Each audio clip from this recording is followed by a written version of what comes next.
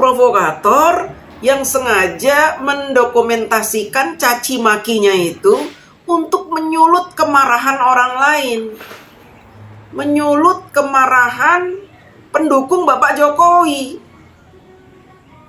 Kalau pihak mereka, iya, mereka ini tukang ngancam, tukang persekusi, tukang intimidasi, tukang teror. Bahkan akun kita aja dimatikan oleh mereka beramai-ramai.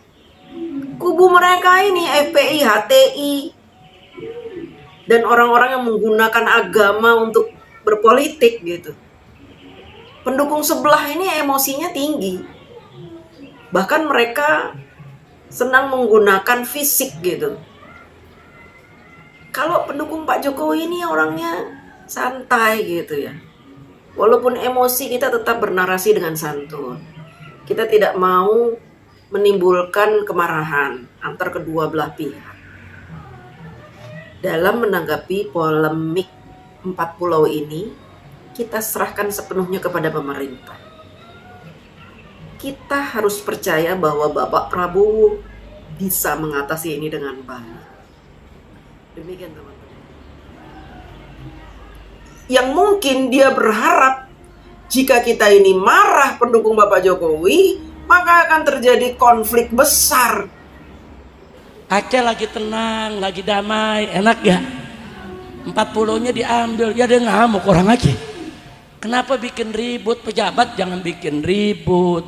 Itu 4 pulau dari zaman sejarah ratusan tahun yang lalu itu memang punya Aceh. Biar aja Aceh yang mengelola, Aceh yang ngurus, pakai diambil. Jadi nggak usah ngajarin kami perang kalaupun kau datang ke Aceh. Kau mau mengalihkan isu. Itu lebih bahaya begal nasab itu. Begal nasab lebih berbahaya daripada maling pulau. Untung ada rijik, makanya pulau di Aceh dikembalikan. Pret, kalau ada kau rusak. Jadi gini, Aceh ini bukan punya datuk saya dan juga bukan punya emak saya. Kebiasaan kita di Aceh, siapapun mau datang kemari ya nggak masalah. Nah, cuman jangan provokasi, jangan ajari kami soal perang, Jik. Nah, lu punya musuh yang namanya Jokowi, jangan lu permasalahkan, jangan lu libatkan kami. Nah, sekarang persoalan di Aceh, orang lagi bersih tegang terkait masalah 4 pulau di Aceh yang diklaim sebagai wilayah Sumatera Utara. Nah, dan itu bukan sesuatu yang wow bagi kita. Nah, tetapi itu sangat disayangkan sekali. Kenapa ada klaim sesama, katanya kan Aceh masih Indonesia gitu. Nah, sesama wilayah Indonesia gitu. Sementara pulau lain, bisa diklaim oleh negara lain, kenapa nggak panas ya? Jadi nggak usah ngajarin kami perang kalaupun kau datang ke Aceh. Kau mau mengalihkan isu. Itu lebih bahaya begal nasab itu. Begal nasab lebih berbahaya daripada maling pulau. Atau sama-sama berbahaya. TIJ sudah paham cara-cara kau dalam pansos. Kau udah punya organisasi yang dirungkatkan oleh Jokowi, kau dendam kali sama Jokowi misalnya, ya kan? Itu memang cara kau. Dimana ada isu yang lagi viral, kau nimbrung ke situ. Padahal lagi viral itu masalah nasab kau. Pura-pura nggak tahu kau. Kenapa kau nggak nimbrung masalah nasab kau sampai sekarang? Dulu pernah sebentar, cuman panas saja mau nunjukin muka gosong gitu, muka nggak tahu malu gitu. Kenapa sekarang pansosnya ke persoalan yang terjadi di Aceh? Boleh, kita butuh dukungan dari antum-antum semua, tapi jangan klaim kalau antum itu sebagai pahlawan. Kita di sini bukan nyari pahlawan, kita di sini lagi nyari kebenaran, keadilan. Supaya setiap jengkal tanah Aceh ini jangan diklaim oleh orang lain sesuka hati. Hanya karena banyak kandungan migas di dalamnya. Atau tidak ada apapun di dalamnya, nggak apa-apa. gitu. Gimana kira-kira? Kata Kibin, Aceh kan daerah miskin gitu. Daerah miskin kok diperebutkan? Kenapa nggak diperebutkan Tarim aja? Yang ada emas yang turun dari langit, yang ada hujan susunya turun dari langit.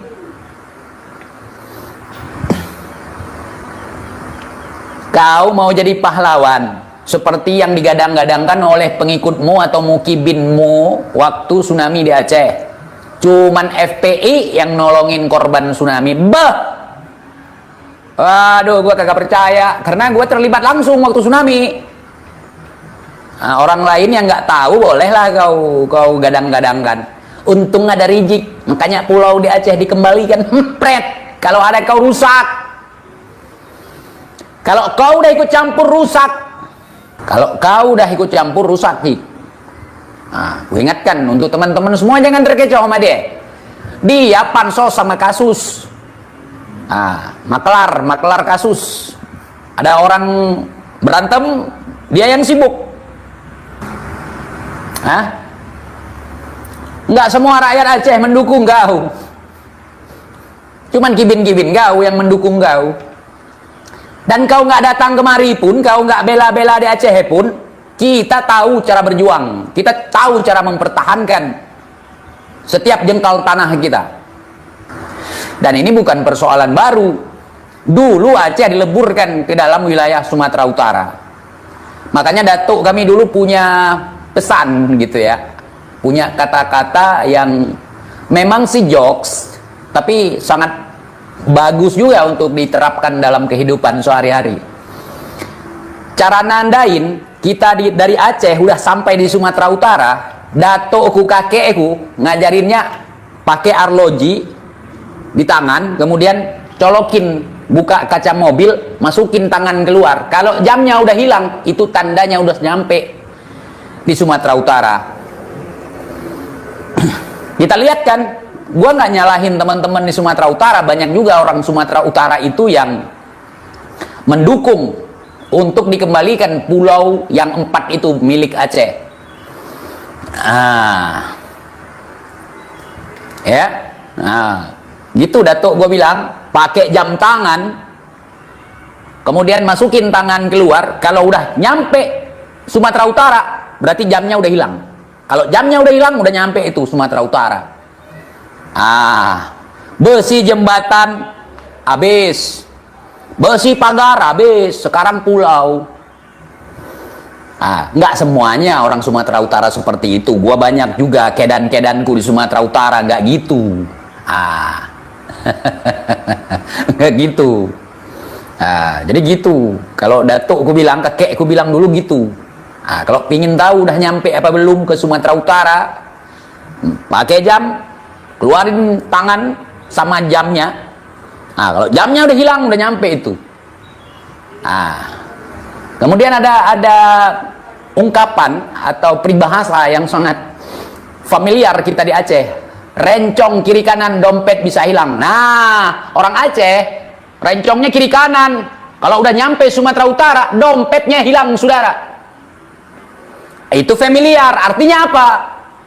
Suka nyuri. Tapi nggak semuanya ya.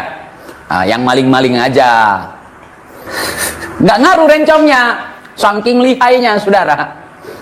Sekarang diem, pulau, tiba-tiba udah masuk wilayah Sumatera Utara, saudara.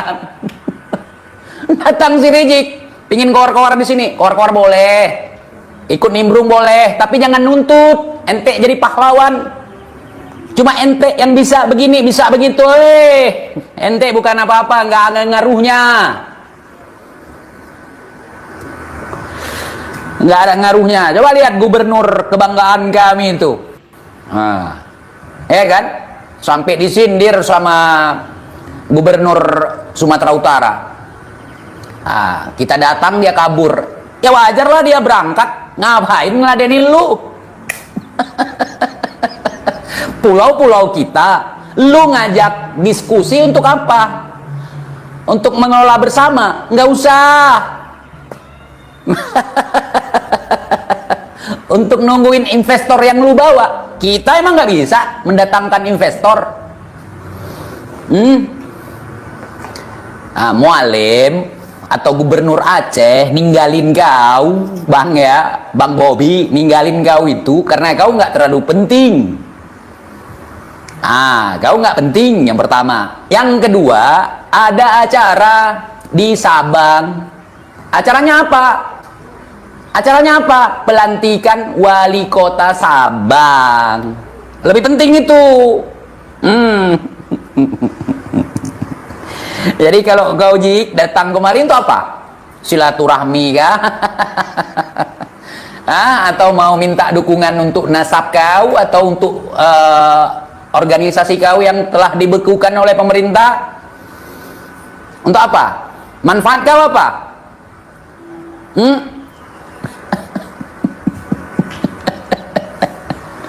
Aduh. Penyok. Gua kepret masuk kuburan ente. Ente ngurus masalah nasab ente. Begal nasab ngaku mau jadi pahlawan atas maling pulau, 4 pulau di Aceh. Gak usah. Mau ente dukung nggak apa-apa, mau ente nggak dukung apa nggak ngaruh. Kita punya cara sendiri dalam menyelesaikan persoalan ini, tentunya dengan cara baik ataupun dengan cara tidak baik. Bukan orang koar-koar di sini. Saya dulu mantan pimpinan perang, saya dulu pernah perang, bukan cerita, kita nggak butuh. Datuk saya dulu berperang, nggak usah cerita sama orang Aceh tuh, malu. Kalau kau nggak punya malu ya silahkan.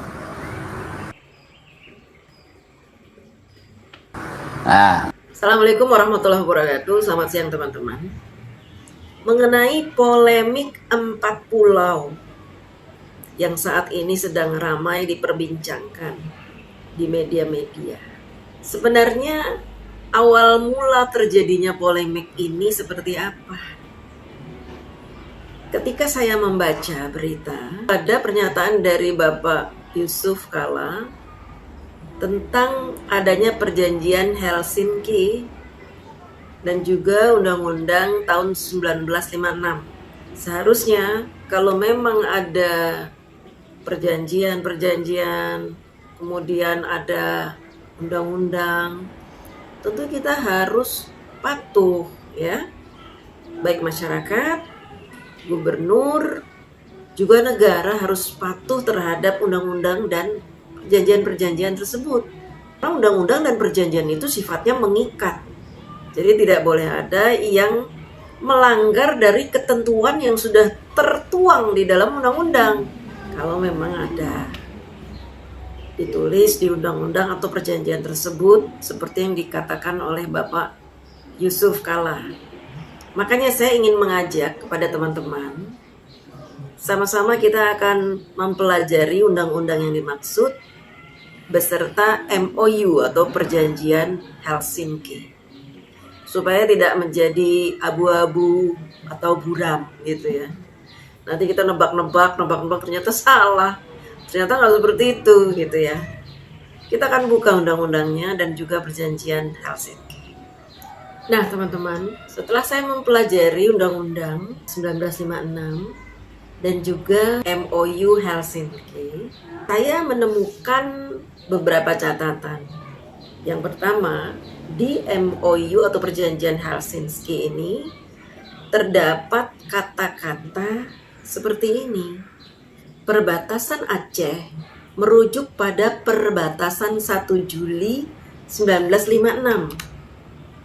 Nah, pihak Provinsi Aceh atau Gubernur Aceh ini mengklaim 4 pulau itu karena di MOU Helsinki ada tulisan ini.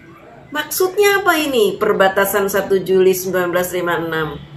Maksudnya adalah perbatasan 1 Juli 1956 dijelaskan di Undang-Undang nomor 24 tahun 1956. Nah, jadi artinya di MOU ini tidak disebutkan pulau apa saja yang menjadi pulau kewenangan dari Provinsi Aceh, nggak dijelaskan. Tapi ada di Undang-Undang 1956. Untuk itu kita akan melihat lagi ke Undang-Undang 1956, apakah disebutkan itu pulau-pulau itu. Nah, teman-teman bisa lihat di sini ya, nota kesepahaman pemerintah Republik Indonesia dan Gerakan Aceh Merdeka. Jadi teman-teman, MOU Helsinki ini atau perjanjian Helsinki ini dilakukan di Finlandia. Tujuannya apa? Yaitu untuk meredam gejolak yang terjadi di Aceh saat itu. Ya, jadi itu kan terjadi pergolakan di Aceh karena ada permintaan Aceh kepingin merdeka. Gitu. Nah, di era Bapak SBY terjadi nota kesepahaman. Artinya apa? Bahwa Aceh sudah sepakat, warga Aceh sudah sepakat akan menjadi bagian dari NKRI. Makanya dibuat nota kesepahaman ini, atau yang orang sebut MOU Helsinki, perjanjian Helsinki, karena dilakukan di situ, di Helsinki, Finlandia. Teman-teman sudah paham ya sampai sini ya, bahwa di MOU itu ada tulisan ini. Makanya Gubernur Aceh bilang, loh kami merujuk pada MOU Helsinki di nomor 1.1.4. Ada tuh disebutkan kok. Kalau orang awam bertanya, emang di perbatasan 1 Juli 1956 disebutkan apa? Gitu. Apa itu? Perbatasan 1 Juli 1956. Tulisan ini merujuk pada perbatasan 1 Juli 56, maksudnya merujuk pada Undang-Undang Nomor 24 Tahun 1956. Undang-Undang Republik Indonesia Nomor 24 Tahun 1956 tentang pembentukan daerah otonom Provinsi Aceh dan perubahan peraturan pembentukan Provinsi Sumatera Utara. Pembentukan daerah otonom Provinsi Aceh dan perubahan peraturan pembentukan Provinsi Sumatera Utara. Karena teman-teman, Provinsi Aceh itu dengan Sumatera Utara itu jadi satu kan ya, di satu wilayah. Nah, ini dibelah. Yang sebelah atas Aceh, yang sebelah sini Sumatera Utara gitu. Dibelah. Jadi nanti ada kekuasaan pemerintahan di Aceh, areanya dari sini sampai sono. Kemudian untuk Sumatera Utara dari sini sampai sini. Nah, apakah di undang-undang ini disebutkan perbatasan wilayah Aceh? Disebutin nggak nih perbatasannya? Kita akan cek nih teman-teman. Ya, karena kan di MOU Helsinki Gubernur Acehnya kekeh. Lo kan ada itu perbatasan 1 Juli 1956. Coba kita lihat di undang-undang ini. Ada nggak sih menyatakan bahwa perbatasan Aceh itu ini gitu. Kita akan lihat ya. Di Undang-Undang 1956 ini, Undang-Undang Nomor 24 Tahun 1956, ada pasal 1. Pasal 1 ayat 1 menyebutkan bahwa daerah Aceh yang melingkungi kabupaten-kabupaten ada 7. Yang pertama Aceh Besar, 2 Pidi, 3 Aceh Utara, 4 Aceh Timur, 5 Aceh Tengah, 6 Aceh Barat, 7 Aceh Selatan, dan kota besar Kutaraja. Dipisahkan dari lingkungan daerah otonom Provinsi Sumatera Utara yang dimaksud dalam peraturan pemerintah pengganti Undang-Undang Nomor 5 Tahun 1950 dan dibentuk menjadi daerah yang berhak mengatur dan mengurus rumah tangganya sendiri, tingkatan ke-1 dengan nama Provinsi Aceh. Jadi di undang-undang ini dijelaskan bahwa bagian-bagian yang tadi 7 itu, ya, daerah-daerah yang 7 tadi sudah menjadi daerah otonomnya Aceh, tidak lagi menjadi bagian dari Sumatera Utara. Undang-undang ini menjelaskan itu. Apakah di undang-undang ini juga disebutkan pulau-pulau yang 4 tadi? Saya sudah cek teman-teman, tidak ada disebutkan pulau-pulau tersebut. Tidak ada disebutkan nama pulau-pulau itu. Ada Pulau Panjang, pulau ini, pulau itu, tidak. Ya. Artinya apa teman-teman? Artinya Memang polemik ini timbul karena persepsi yang berbeda-beda yang muncul dari undang-undang yang ada. Ya, undang-undang yang ada tidak secara rinci menyebutkan pulau-pulau yang menjadi bagian dari Aceh atau pulau-pulau yang menjadi bagian dari Sumatera Utara, tidak disebutkan. Hanya disebutkan bahwa saat ini di tahun 56 itu ya, bahwa saat ini Provinsi Aceh itu terdiri dari tadi 7 kabupaten. Sumatera Utara ini gitu, dipisahkan tuh. Dipisahkan. Sekarang lu punya otonom sendiri, Sumatera Utara. Lu jangan ngutak-ngatik yang ono itu Aceh. Makanya dibuatlah undang-undang pemisahan wilayah antara Sumatera Utara dengan Provinsi Aceh. Teman-teman udah paham belum? Mudah-mudahan sudah ya. Nah, masalahnya adalah di Undang-Undang Nomor 24 Tahun 56 ini tidak disebutkan pulau-pulaunya. Ya, pulau-pulau yang termasuk ke dalam wilayah otonom Aceh apa saja itu nggak disebutin. Pulau ini nih yang 4 jadi polemik ini apakah masih tetap ke areanya Sumatera Utara pun tidak disebutin. Jadi mereka berebutan pulau. Kenapa Sumatera Utara mengklaim itu pulaunya? Nah, kalau Aceh tadi kan sudah ya mengklaim karena terdapat di MOU Helsinki dan juga di Undang-Undang 1956. Tapi ternyata tidak ada tuh. Tidak ada nama pulau-pulau itu, tidak disebutkan ya.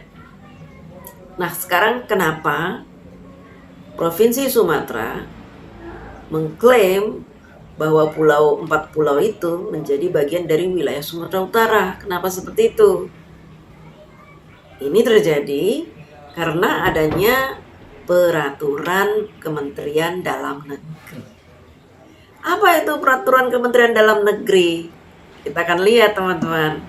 Di dalam keputusan Menteri Dalam Negeri nomor 302/2138 tahun 2025 tentang pemberian dan pemutakhiran kode serta data wilayah administrasi pemerintahan dan pulau. Kepmendagri ini mengukuhkan keempat pulau tersebut sebagai wilayah administratif Sumatera Utara. Jadi, kenapa Sumatera Utara mengklaim pulau tersebut milik mereka? Karena ada di Kepmendagri ini. Ya, Kepmendagri ini kan membuat sebuah keputusan untuk pengkodean wilayah-wilayah. Nah, pulau ini dikodekan oleh Kepmendagri itu sebagai wilayahnya Sumatera Utara. Makanya diklaim sebagai pulaunya Sumatera Utara. Kementerian Dalam Negeri sebagai pihak yang mengeluarkan keputusan ini berdalih bahwa penetapan tersebut didasarkan pada. Jadi Kemendagri itu ketika membuat peraturan juga dia punya alasan-alasan.